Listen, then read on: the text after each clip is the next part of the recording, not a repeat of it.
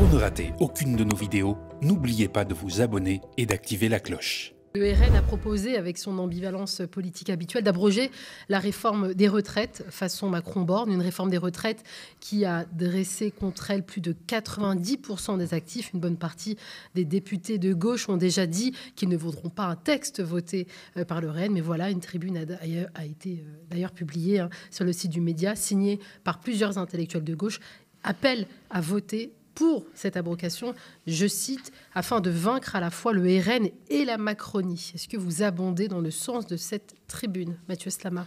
Alors non, moi, j'ai été très heurté par cette tribune. Et d'ailleurs, j'ai été très attristé de voir que, par exemple, Annie Ernaux, la grande Annie Ernaux, qu'on a tous lu, on a grandi en la lisant, a signé ce texte. Et ça m'a beaucoup peiné. Parce que là, on a affaire à une stratégie qui est très dangereuse et qui peut nous mener au désastre. Et je dis bien au désastre. D'abord, je crois que moralement, il est très important de fixer, quand on est de gauche, un principe de base qui est on ne vote rien, et quand je dis rien, c'est rien, quel que soit le sujet, qui vient du Rassemblement national, qui vient de l'extrême droite. Pourquoi ? Parce que c'est un principe moral, la politique c'est aussi de la morale, et que l'extrême droite est un parti anti-républicain, est un parti dangereux, c'est un parti qui défend des mesures de haine, qui défend une idéologie haineuse, et que le Rassemblement national ne fait pas partie du camp républicain, et qu'à partir du moment où il y a un parti qui n'est pas dans le camp républicain, on ne vote rien de ce qui vient de lui. Et la deuxième chose qui me semble très très dangereuse dans cette stratégie, c'est que en votant un texte qui vient du Rassemblement national, on donne une victoire immense, gigantesque au Rassemblement national, qui va se présenter face au peuple comme le parti qui a supprimé la réforme des retraites, la réforme honnie par 80% des Français. 90%, plus de 90% des actifs. Des actifs. Ouais, désactifés, oui. Voilà. Et donc, en fait, en votant ce texte, non seulement on se compromet moralement, gravement, et deuxièmement, on donne une victoire institutionnelle, politique, morale au Rassemblement national qui se servira de cette victoire pour se présenter comme un parti de gouvernement, comme un parti social et comme un parti qui, finalement, peut gouverner avec d'autres partis politiques. Et ça permettra enfin au RN de se dédiaboliser définitivement, complètement, en montrant, voilà, on est un parti républicain comme les autres, on propose une loi, elle est votée. J'ai une autre question quand même pour Mathieu Slama. Bien sûr, Paul, tu pourras y répondre, mais est-ce que la gauche ne s'est pas déjà compromis avec le RN quand elle a manifesté à ses côtés lors de la marche contre l'antisémitisme? Alors non. Non, je comprends votre question, mais non, parce que la réforme de l'antisémitisme ne venait pas du Rassemblement national. Non, mais il y a une certaine gauche qui avait refusé de marcher. Oui, bien sûr. On avait contre-manifestation. On avait eu ce débat. Ouais. On avait eu ce débat, et j'avais moi-même exprimé mes doutes, mais voilà, mon dilemme intérieur par rapport à ça. Mais la situation n'avait rien à voir, puisque c'était une marche qui ne venait pas du tout du Rassemblement national. Jamais le Rassemblement national n'aurait dû être présent à cette marche, c'est une évidence. Enfin, ce sont des descendants quand même de nazis racistes qui ont trouvé leur place parmi... Bien sûr, j'ai bien conscience de l'énorme dilemme moral que ça posait. Mais là, on ne parle pas de la même chose. On parle d'une proposition qui vient du Rassemblement national. Ça voudrait dire voter quelque chose qui vient directement du Rassemblement national. À tous les Françaises et les Français. C'est aussi un argument qu'on peut vous opposer. La fin, pour moi, ne justifie jamais les moyens.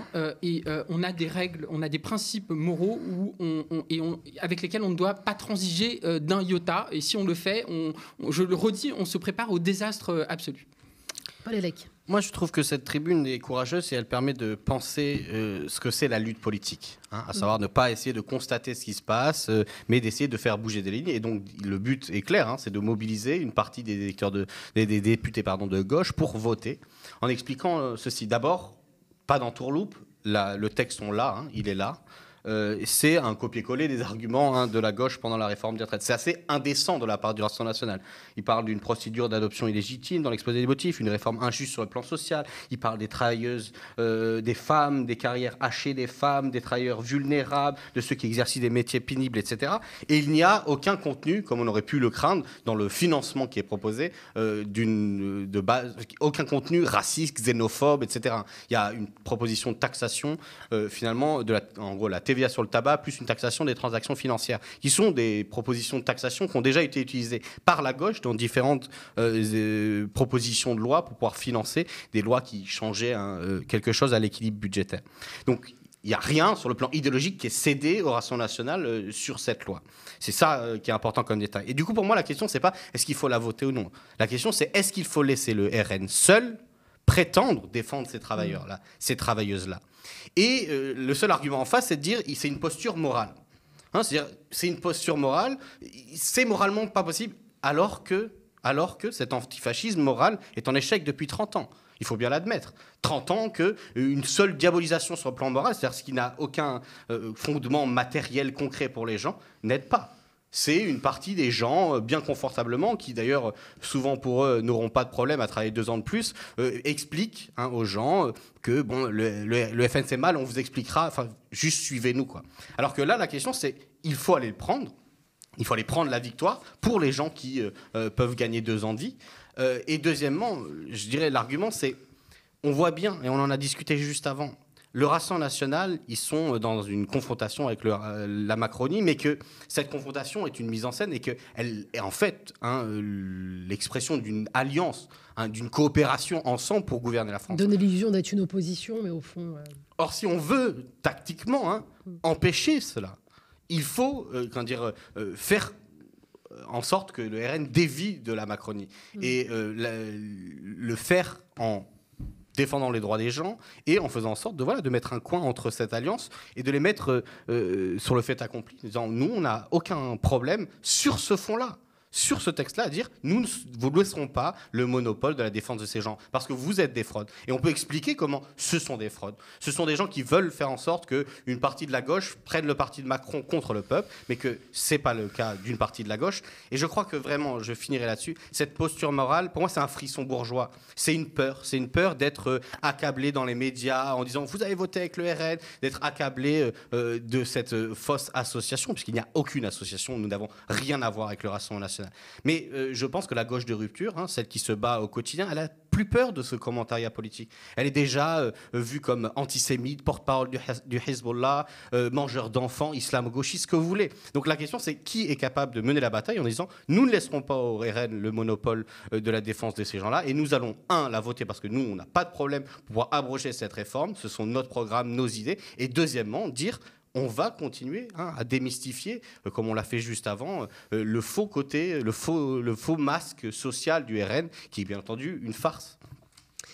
Mathieu Slama, est-ce que vous pouvez l'entendre, ça, effectivement, dire au RN, on ne vous laissera pas le monopole sur cette question-là qui est éminemment sociale et qui est quand même plus une question qui intéresse la gauche? Non, je suis dans l'incompréhension et peut-être pour la première fois, là, là vraiment, il y a une rupture totale sur le fond, là, sur ce sujet-là, avec Paul et donc visiblement d'autres, puisqu'il y a quand même pas mal de gens qui ont signé cette tribune. D'abord, je voudrais dire à Paul, avec un peu de facétie, mais enfin bon, voilà, que je ne savais pas que tu étais macroniste. Parce que l'argument qui consiste à dire on ne lutte pas contre le RN sur le terrain moral, qui l'a dit? Emmanuel Macron et les macronistes qui ont dit la morale ne marche pas avec le Rassemblement national, il faut se battre sur le terrain technique, pied à pied, etc. Je trouve que ça, c'est une faute terrible, parce que ce qui marche face au Rassemblement national, c'est justement de dire que c'est un parti dangereux sur le plan de la morale, parce que c'est un parti qui défend des idées qui vont détruire des vies, au premier rang desquelles les personnes racisées, les personnes minorisées, et donc c'est un parti qui représente un danger pour le pays qui est immense. Et donc, face à un parti aussi dangereux, on ne peut se situer que sur le terrain moral. Il n'y a que le terrain moral sur lequel il faut, et je répondrai à ça, qu'il faut se situer. C'est comme si on disait face, je ne sais pas moi, aux néo-nazis, on ne fait pas de morale. Alors, le RN n'est pas néo-nazi, mais enfin, ce sont des gens qui représentent une idéologie qui, dans notre pays, a quand même donné le régime de Vichy. Donc, évidemment que oui, il faut se placer sur le terrain moral face au Rassemblement national. Et je dirais même que c'est parce qu'on a abandonné ce terrain moral que le Rassemblement national a gagné. Il y a encore quelques, j'allais dire années, peut-être une ou deux décennies, le Rassemblement national n'était quasiment pas présent dans les médias sur encore une fois, un terrain moral. Le Rassemblement national n'était pas invité. Le Rassemblement national faisait l'objet d'un cordon sanitaire dans les médias et ailleurs, parce qu'on considérait que c'était un parti qui ne faisait pas, qui n'était pas républicain et qui devait être combattu sur le plan Mais sur moral. ça, je suis d'accord. La Belgique francophone met en place et tient bon sur le cordon sanitaire et ça donne une extrême droite très très bas. Très très bas dans leur pays. Dans la Belgique francophone, il faut monter un petit peu dans le nord et vous allez voir la différence. Ce qui s'est passé avec le Rassemblement national, c'est pas du tout l'échec de la stratégie sur le plan moral. Ce qui s'est passé, c'est qu'au contraire, le Rassemblement national s'est dédiabolisé, que le Jean-Marie Le Pen, en laissant la place à Marine Le Pen, qui a mené justement une stratégie de dédiabolisation, je passe sur les chats, l'apaisement, la figure un peu qu'elle a essayé de construire de personnes très apaisées, très sage, etc. Le Rassemblement national a joué justement sur la dédiabolisation et elle a été aidée en cela par des idéologues, par des stratèges, par des gens comme Éric Zemmour ou d'autres qui ont mené cette bataille également pour imposer leurs thèmes, nous obliger à nous confronter à ces thématiques dont en réalité on ne devrait même pas discuter, etc., etc., etc. Donc le désaccord est profond là-dessus. Je pense que c'est au contraire parce qu'on a abandonné le terrain moral qu'on est en train d'échouer face au Rassemblement national. Et pour finir, moi, je ne comprends pas l'argument sur le fond du tout. Le NFP, le Nouveau Front Populaire, a des niches parlementaires là. Dans un mois, la France Insoumise a annoncé qu'ils proposeraient le texte. Donc ils ont des niches parlementaires au cours desquelles elles pourront proposer un texte en la matière. Donc même politiquement, je trouve ça complètement absurde. Il y aura besoin des voix du RN, ça ne vous dérange pas dans ce sens-là? Moi, je dis que non. Moi, ça me dérange, si. Donc on arrête de... Non, mais donc du coup, on a un dilemme. Oui, ça me dérange. Moi, je veux rien avoir à faire avec le Rassemblement national. Sur les retraites et qu'elle a été échouée à 9 voix près, c'était en mars. On aurait dû dire on la retire si le Rassemblement national la vote. Je vais vous dire la vérité. C'est une bonne question que tu poses. Je pense que moi j'ai un vrai problème. À l'idée de voter avec le Rassemblement national. On assume que le gouvernement de Michel Barnier doit rester, doit gouverner. Donc on assume peut-être que s'il n'y a pas de dissolution dans un an, jusqu'en 2027. On a cette politique qu'on vient d'appeler comme un désastre social. Donc on assume qu'on ne mette pas de bataille pour radicaliser la crise politique et faire en sorte d'empêcher l'agenda par tous les moyens dont on dispose institutionnellement. Mais on s'est mal compris. Quand je parle de posture morale, je ne parle pas du fait qu'il y a une bataille éthique et politique à mener contre le Rassemblement national. Bien sûr, je fais partie de tous ceux qui, à gauche, pensent qu'il ne faut absolument pas céder quoi que ce soit à leur idéologie parce que, de toute manière, ce ne sont pas des idées, ce sont des délits. Encore une fois, l'antisémitisme, le racisme, l'homophobie, ce sont des délits. Donc la question de la bataille éthique et politique, je suis complètement d'accord pour la mener.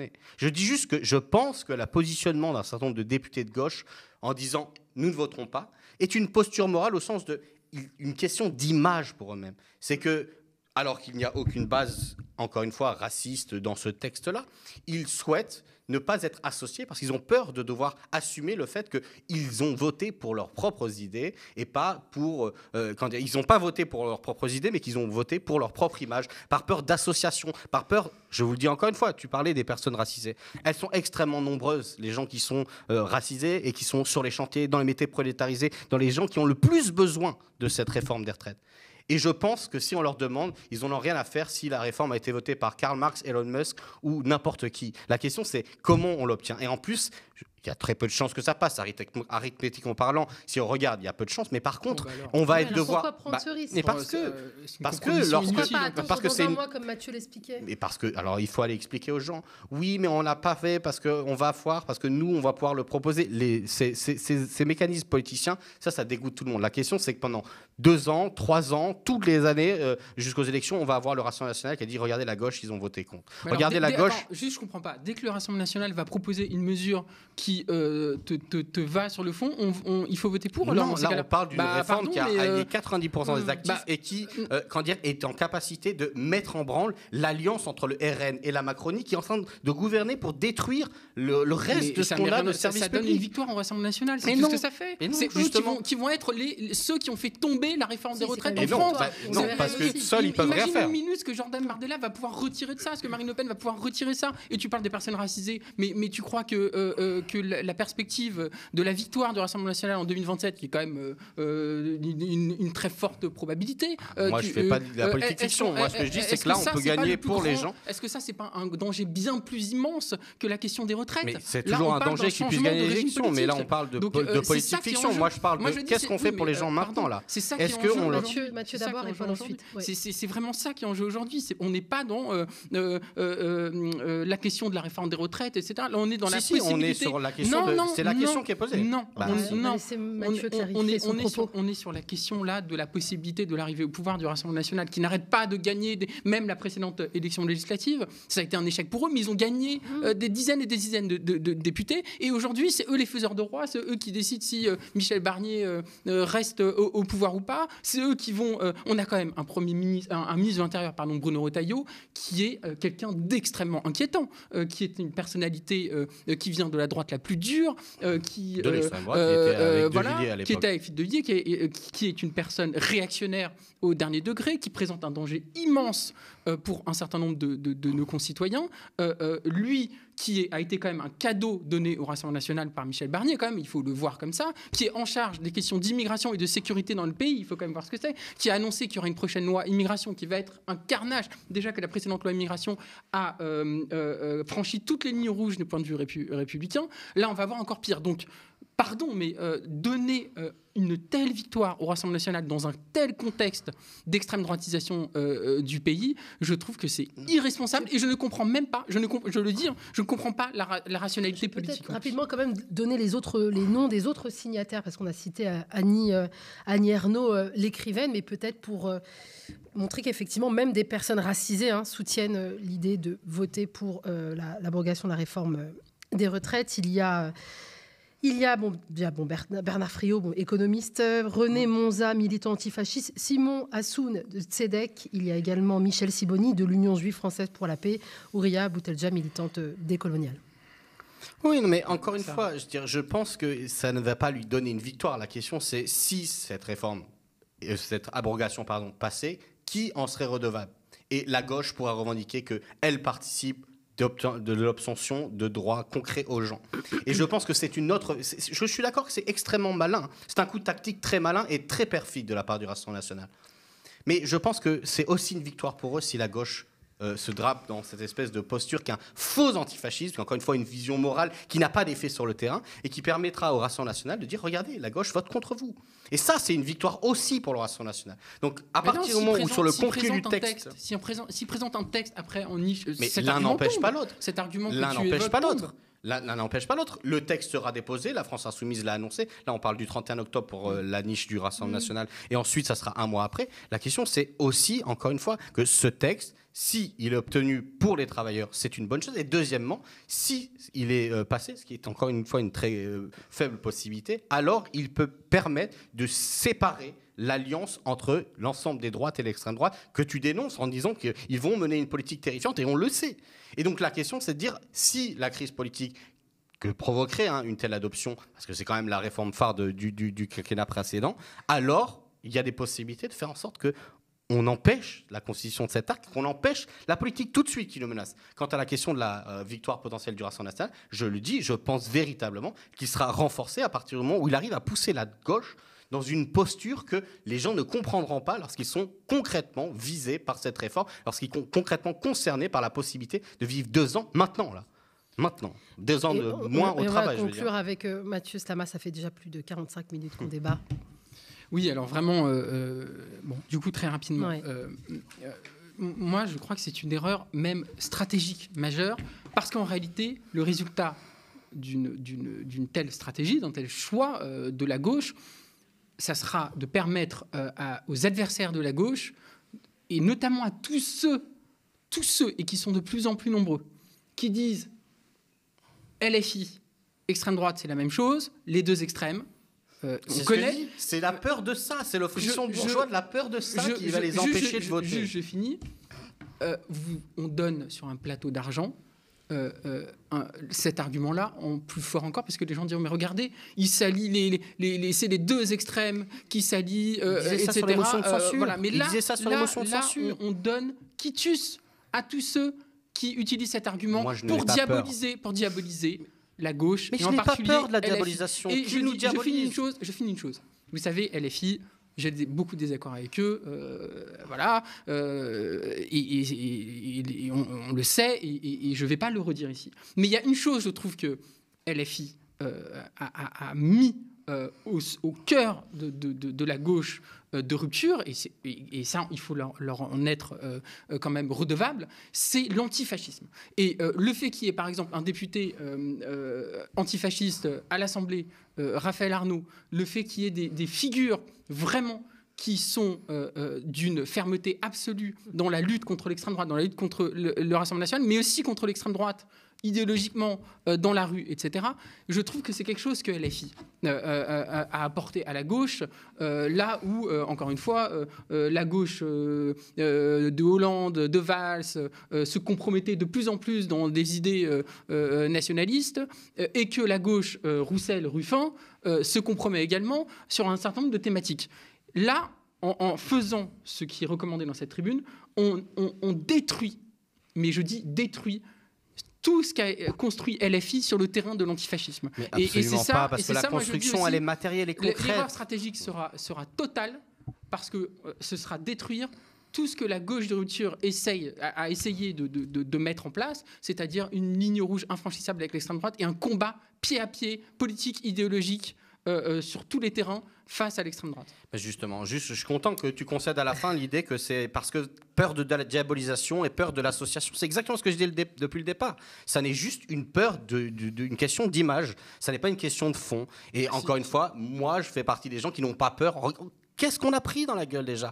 Qu'est-ce que la gauche de rupture ne peut pas connaître sur tous les plateaux médiatiques, sur tout le commissariat ? On est déjà des salauds, des agents de l'étranger, des islamistes, ce que vous voulez. Donc en fait, la question c'est, sur le fond, on ne répond pas, mais on a peur en termes de posture. Quant à la question de... Et très rapidement, Paul, on va conclure. Quant à la question de ce qu'a construit la France insoumise et d'autres sur le terrain de l'antifascisme, c'est justement pas une posture morale, c'est une posture concrète, matérielle, mobilisation, organisation de quartier, manifestation, et ça c'est une mobilisation matérielle, et c'est ça le vrai combat, c'est ça qui fait reculer, c'est ça qui permet d'aller porte par porte convaincre les gens, et c'est pas simplement des postures supposément philosophiques qui aujourd'hui ont échoué vu les 30 dernières années qui ont été marquées par la montée de l'extrême droite. Pour conclure et résumer, pour vous c'est erreur, non, il faut surtout pas voter, et Paul, il faut y aller. Il faut voter. Voilà, c'est ça. Si on devait conclure, vous avez exposé vos arguments. Je pense que si on poursuit, vous allez opposer exactement ce que vous avez dit à Paul. Donc, merci Paul Hellec, chroniqueur politique régulier aux médias. Et merci Mathieu Slama, essayiste et auteur de Adieu à la liberté.